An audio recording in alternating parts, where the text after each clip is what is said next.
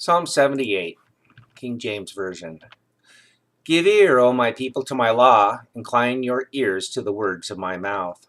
I will open my mouth in a parable. I will utter dark sayings of old, which we have heard and known, and our fathers have told us.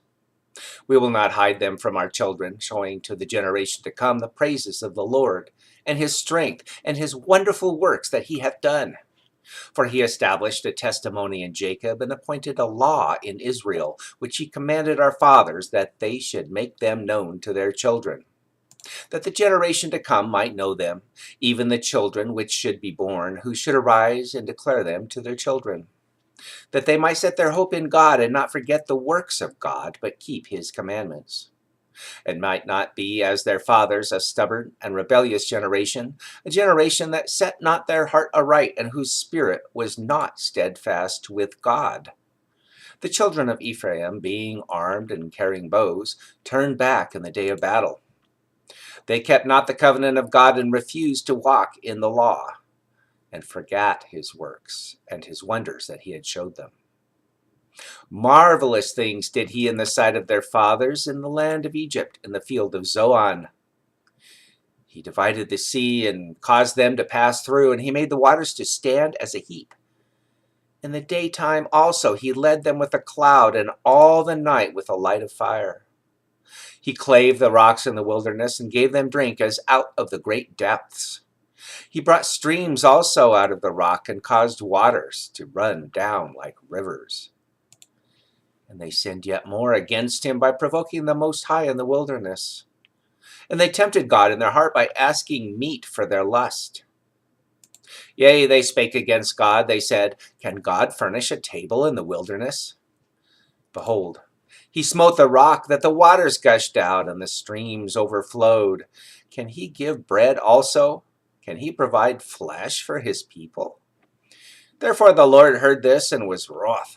So fire was kindled against Jacob, and anger also came up against Israel, because they believed not in God, and trusted not in his salvation, though he had commanded the clouds from above, and opened the doors of heaven, and had rained down manna upon them to eat, and had given them of the corn of heaven. Man did eat angels' food. He sent them meat to the full. He caused an east wind to blow in the heaven, and by his power he brought in the south wind. He rained flesh also upon them as dust, and feathered fowls like as the sand of the sea, and he let it fall in the midst of their camp round about their habitations. So they did eat, and were well filled, for he gave them their own desire. They were not estranged from their lust. But while their meat was yet in their mouths, the wrath of God came upon them, and slew the fattest of them, and smote down the chosen men of Israel. For all this they sinned still, and believed not for his wondrous works. Therefore their days did he consume in vanity, and their years in trouble.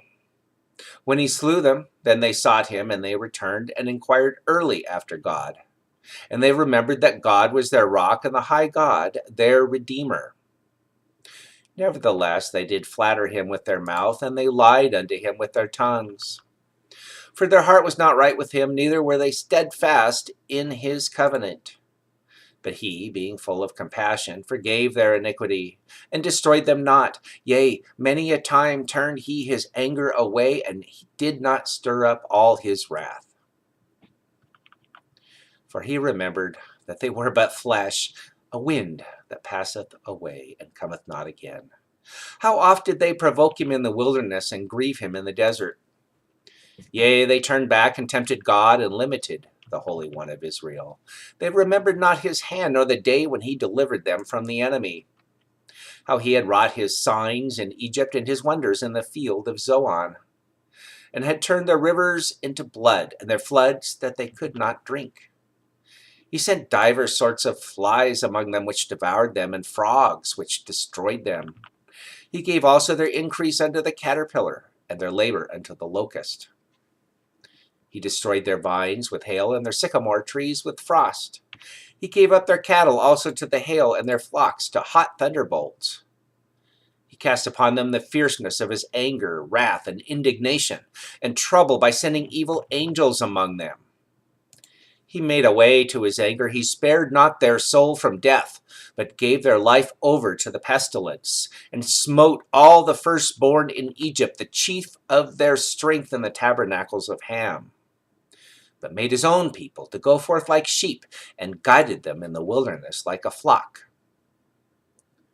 And he led them on safely, so that they feared not, but the sea overwhelmed their enemies. And he brought them to the border of his sanctuary, even to this mountain which his right hand had purchased. He cast out the heathen also before them, and divided them an inheritance by line, and made the tribes of Israel to dwell in their tents.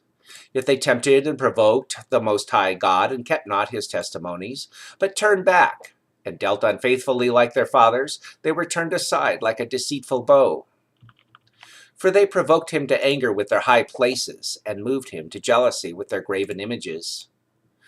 When God heard this, he was wroth, and greatly abhorred Israel, so that he forsook the tabernacle of Shiloh, the tent which he placed among men.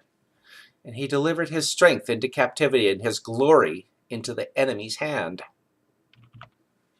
He gave his people over also unto the sword, and was wroth with his inheritance. The fire consumed their young men, and their maidens were not given in marriage. Their priests fell by the sword, and their widows made no lamentation. Then the Lord awaked as one out of sleep, and like a mighty man that shouteth by reason of wine. And he smote his enemies in the hinder parts. He put them to a perpetual reproach. Moreover, he refused the tabernacle of Joseph, and chose not the tribe of Ephraim, but chose the tribe of Judah, the Mount Zion which he loved. And he built his sanctuary like high palaces, like the earth which he hath established forever. He chose David also his servant, and took him from the sheepfolds. From following the ewes great with young, he brought him to feed Jacob his people, and Israel his inheritance. So he fed them according to the integrity of his heart, and guided them by the skillfulness of his hands.